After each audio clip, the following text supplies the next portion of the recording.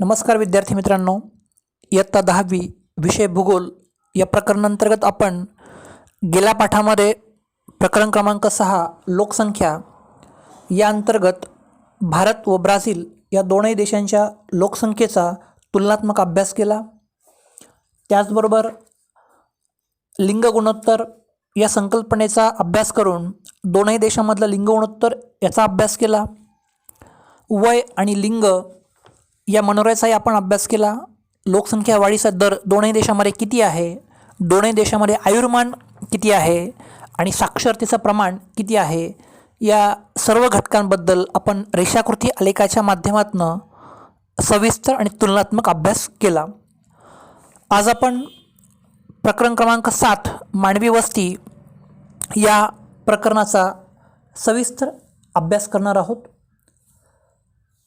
सुरुवातीला तुमच्यासमोर दोन आकृती दिसतात आहे, आकृती 7.1 अ आणि आकृती 7.1 आ। या आकृतींचं आपल्याला निरीक्षण करायचं आहे आणि निरीक्षण करून खाली काही प्रश्न दिले आहेत, त्या प्रश्नांची आपल्याला उत्तरं मिळवायची आहेत। पहिला प्रश्न आहे, वस्त्यांचे प्रकार ओळखा। तुमच्यासमोर ज्या काही 7.1 अ आणि 7.1 आ या दोन आकृत्या दर्शवलेल्या आहेत, त्यामध्ये वस्त्यांचं ते चित्र आहे, त्या आकृतीबंध आहेत। तर वस्त्यांचे कोणते प्रकार आहेत ते असं आपल्याला विचारलं आहे। तर पहिल्या आकृतीमध्ये लोकसंख्येचा केंद्रित वस्ती हा प्रकार आपल्याला अभ्यासावयास मिळतो आहे आणि दुसरा जो 7.1 आ हा जो आकृतीबंध आहे त्याच्यामध्ये त्या वस्त्या रेषाकृती वस्त्या प्रकारामध्ये मोडतात। केंद्रित वस्ती म्हणजे थोडक्यामध्ये ज्या ठिकाणी खूप सारी लोकसंख्या एकवटलेली आहे अशी वस्ती म्हणजे केंद्रित, आणि रेषाकृती म्हणजे एखाद्या जलाशयाच्या कडेला किंवा एखाद्या पाणवठ्याच्या कडेला जी काही लोकवस्ती एकवटते तिला आपण रेषाकृती वस्ती असं म्हटलं जातं। प्रश्न दुसरा आहे, केंद्रित वस्ती कोणती आहे, त्याचे कारण काय असेल। आकृती 7.1 अ मधील वस्ती केंद्रित वस्ती आहे। त्याची कारणं अशी असू शकतील, त्या ठिकाणी शेतीयोग्य जमीन असेल आणि पाण्याची उपलब्धता असेल, कारण या दोन गोष्टी मानवी वस्तीसाठी अतिशय आवश्यक आणि अनुकूल मानल्या जातात। प्रश्न क्रमांक 3 आहे, विखुरलेल्या वस्तीचा भाग कोणता आहे, त्याचे कारण काय असेल। आकृती 7.1 आ मधील वस्ती ही विखुरलेल्या वस्त्यांच्या प्रकारामध्ये मोडते। आता विखुरलेली वस्ती ही कुठे असू शकते, तर घनदाट वनप्रदेश किंवा वाळवंटी प्रदेश इत्यादी ठिकाणी विखुरलेली वस्ती आपल्याला पाहावयास मिळते। या वस्त्या भारताच्या कोणत्या प्रदेशातील असतील याचा अंदाज करायचा आहे। आकृती 7.1 अ मधील वस्ती म्हणजेच केंद्रित वस्ती नदीच्या खोऱ्यातील असेल, तर आकृती 7.1 आ मधील वस्ती वाळवंटातील किंवा दुर्गम भागातील असेल। विद्यार्थी मित्रांनो, तुमच्या ही गोष्ट लक्षात आली असेल की वस्त्यांचे जे काही दोन प्रकार पडतात, एक केंद्रित वस्ती आणि दुसरी रेषाकृती, जिलाच आपण विखुरलेली वस्ती असे म्हणू शकतो। आता आपल्याला या मानवी वस्तीबद्दलचं सविस्तर स्पष्टीकरण लक्षात घ्यायचं आहे। भारतामध्ये हवामानातील भिन्नता, पाण्याची उपलब्धता, जमिनीचा उतार व सुपीकता यामुळे वस्त्यांच्या आकृतिबंधात विविधता आढळते। थोडक्यात प्राकृतिक रचनेच्या अनुषंगानं भारतामध्ये वस्त्यांच्या आकृतिबंधात भिन्नता आढळते। उत्तर भारतीय मैदानी प्रदेश, पूर्व किनारपट्टी, नर्मदेचे खोरे, विंध्य पठार व शेतीखाली असणारे भारतातील इतर भाग या सर्व ठिकाणी केंद्रित वस्ती आपल्याला पाहायला मिळते। याउलट मध्य भारताचा वनाच्छादित भाग, तसेच राजस्थानचा पश्चिम व दक्षिण भाग, हिमालयाचा उतार व विखंडित तसेच उंच सखल प्रदेशात मानवी वस्त्या या विरळ व विखुरलेल्या आढळतात। म्हणजे मानवी वस्ती एखाद्या ठिकाणी केंद्रित होण्यासाठी आवश्यक बाब कोणती आहे, तर शेतीयोग्य जमीन, पाण्याची उपलब्धता, थोडक्यात आवश्यक सुखसुविधा ज्या ठिकाणी आपल्याला असतील त्या ठिकाणी मानवी वस्ती ही केंद्रित होते, त्या ठिकाणी ती एकवटली जाते. आणि ज्या ठिकाणी दुर्गम भाग असतो, पाण्याचं दुर्भिक्ष असतं, या ठिकाणी मानवी वस्ती ही पूर्वीपासून कमी प्रमाणामध्ये किंवा वेळ त्या ठिकाणी वास्तव्य केलेली आपल्याला पाहावयास मिळते. तुमच्यासमोर तसेच पाठ्यपुस्तकामध्ये एक तक्ता दिलेला आहे.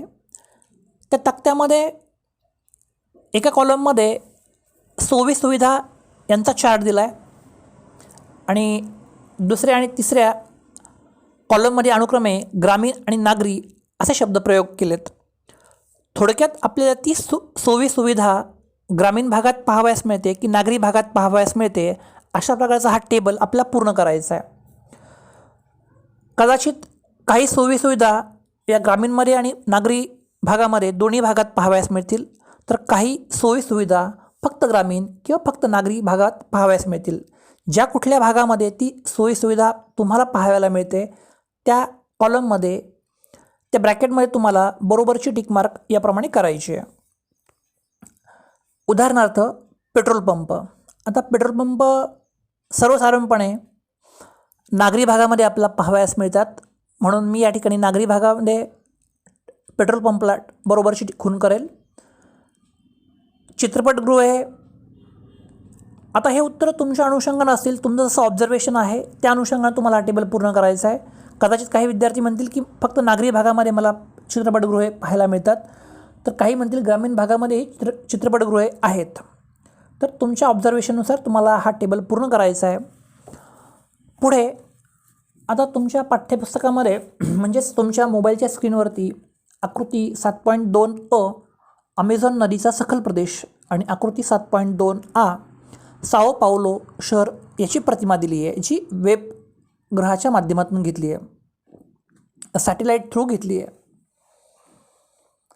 आकृती 7.2 आणि 7.2 मधील ब्राझीलमधील या ठिकाणी वस्त्या दर्शवल्या आहेत. त्यापैकी एक अमेझॉन नदीच्या सखल प्रदेशात आहे, तर दुसरी साओ पावला शहराची प्रतिमा आहे. तर आपल्याला या आकृतिबंधाचा प्रकार ओळखायचा आहे आणि त्याचे दाट किंवा विरळ वितरण यावर भाष्य करायचं आहे. मित्रांनो, पहिली अमेझॉन नदीचा सखल प्रदेश ही जी काही हा जो काही आकृतिबंध आहे त्यामध्ये वस्त्यांचा जो आकृतिबंधाचा प्रकार आहे तो रेषाकृती वस्ती आपल्याला पाहायला मिळते. आणि साओ पावलो शहराची जी काही प्रतिमा आहे त्या ठिकाणी आपल्याला केंद्रित वस्ती हा वस्तीचा प्रकार पाहावयास मिळतो. त्याचे कारण मगाशी मी सांगितल्याप्रमाणे ज्या ठिकाणी मानवी वस्तीस अनुकूल अशी सोयीसुविधा साधनं असतात त्या ठिकाणी मानवी वस्ती एकवटली जाते. म्हणजे साओ पावलो शहरामध्ये अनुकूल वातावरण आहे, अनुकूल हवामान आहे, पाण्याची उपलब्धता आहे, सुपीक जमीन आहे, त्यामुळे साओ पावलो शहरामध्ये जास्त लोकसंख्या एकवटली असावी. आणि तुलनेनं अमेझॉन नदीचा जो काही सखल प्रदेश आहे, ज्याला आपण दुर्गम भाग म्हणू शकतो, मानवी वस्तीस प्रतिकूल असा हा भाग आहे, वनाच्छादित भाग आहे, त्यामुळे त्या ठिकाणी रेषाकृती वस्त्यांचा प्रकार आपल्याला पाहावयास मिळतो. आता ब्राझीलमधील वस्त्यांबद्दल सविस्तर अभ्यास आपण लक्षात घेऊयात. ब्राझीलमध्ये सुरुवातीच्या वस्त्या या युरोपमधून आलेल्या वसाहतवाद्यांनी निर्माण केल्या. या वस्त्या प्रामुख्यानं ब्राझीलच्या किनारी प्रदेशात झाल्या. किनारी प्रदेशात का झाल्या असाव्यात, तर त्या ठिकाणी पाण्याची उपलब्धता असते, त्या अनुषंगानं त्या किनारी प्रदेशात झाल्या. आता या वस्त्या विकसित झाल्या असून त्या दाट घनतेच्या आहेत. त्या ठिकाणी लोकसंख्या मोठ्या प्रमाणावरती एकवटलेली आहे. या वस्त्यांच्या विकासाची काय कारणं असू शकतील, किंवा किनारी प्रदेशामध्ये ब्राझीलमध्ये किनारी प्रदेशामध्ये लोकसंख्येची घनता जास्त आहे असा प्रश्न तुम्हाला परीक्षेला पडू शकतो. त्याची कारणं द्यायची आहेत आपल्याला. तर त्याच्या कारणामध्ये आपल्याला असं सांगता येऊ शकतं, किनारपट्टीचे सम व दमट हवामान, म्हणजेच जे हवामान मानवी वस्तीसाठी अनुकूल आहे. मुबलक पाणी पुरवठा, हे मानवी वस्तीस पूरक असं एक कारण आहे. साधनसंपत्तीची उपलब्धता, त्याचबरोबर शेतीपूरक जमीन म्हणजेच शेतीयोग्य जमीन इत्यादी कारणामुळे या भागामध्ये, किनारी भागामध्ये लोकसंख्या दाट म्हणजेच केंद्रित प्रकारची आढळते. तर ब्राझीलमध्ये कुठल्या भागामध्ये केंद्रित वस्ती आहे किंवा दाट वस्ती आहे, तर साओ पावलो या शहरामध्ये, जे आग्नेय भागामध्ये आहे ब्राझीलच्या, त्या ठिकाणी लोकवस्त्या केंद्रित झालेली आपल्याला आढळते. आता साओ पावलोचा प्रदेश सुपीक जमिनीचा आहे. त्याचबरोबर त्या ठिकाणी कॉफीच्या उत्पादनासाठी हा प्रदेश अतिशय सुयोग्य आहे. या प्रदेशात खनिजाचा मुबलक साठा आहे. या ठिकाणी ऊर्जेचा अखंडित पुरवठा होतो.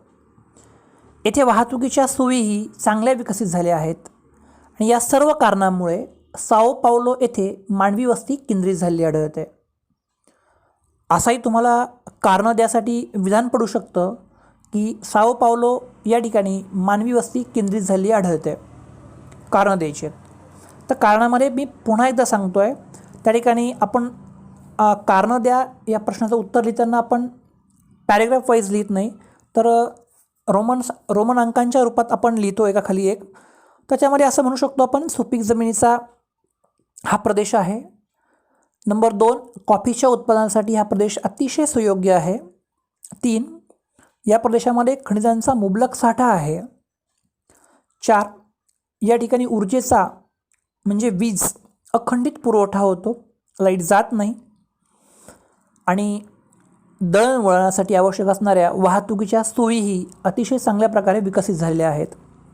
या सर्व कारणामुळे ब्राझीलच्या साओ पावलो या शहरामध्ये मानवी वस्ती केंद्रित झालेली आढळते. आता ब्राझीलच्या ईशान्य भागातील उच्चभूमीचा प्रदेश अवर्षणग्रस्त असल्याने या भागात शेतीचा विकास मर्यादित झालेला आहे. या भागात ग्रामीण वस्त्या विखुरलेल्या व विरळ स्वरूपात आहेत. किनाऱ्याकडून ब्राझीलच्या अंतर्गत प्रदेशात अमेझॉन नदीच्या खोऱ्यात जाताना मानवी वस्त्या अधिक विरळ होत जातात. काय कारणं असतील त्याची? जसजसं आग्नेय किनारपट्टीकडून आपण ब्राझीलच्या अंतर्गत भागात जाऊ तसतसं वस्त्या अधिक विरळ होत जातात. त्याची काय कारणं असतील? तर त्यातलं पहिलं कारण, ब्राझीलच्या अंतर्गत भागातील प्रदेश हा घनदाट विषुववृत्तीय वनांनी व्यापलेला आहे. नंबर 2, अंतर्गत भागातील हवामान रोगट असून मानवी वस्तीस अनुकूल नाही.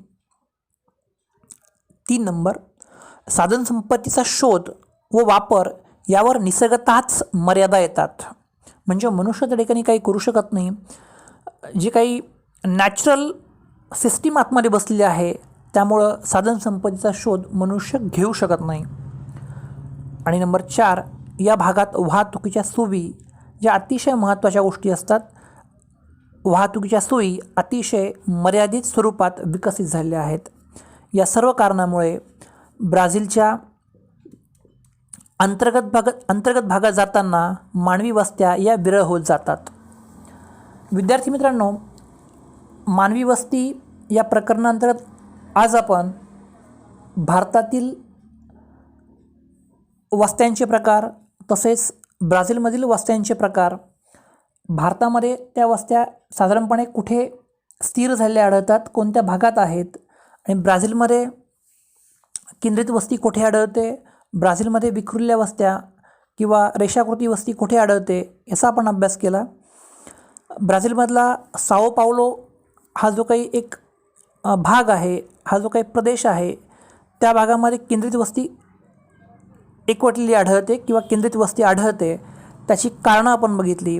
आणि किनारी भागातून जसं आतमध्ये जावं ब्राझीलमध्ये तशी वस्त्या अधिक विरळ होत जातात, त्याचीही आपण कारणं पाहिली. या प्रकरणांतर्गत उर्वरित जो भाग आहे तो नागरीकरण हा मुद्दा ब्राझील आणि भारत देशांच्या दोन्हींच्या बाबतीमध्ये आपल्याला अभ्यासावायचा आहे. तो आपण पुढील पाठामध्ये लक्षात घेऊ. थँक्यू.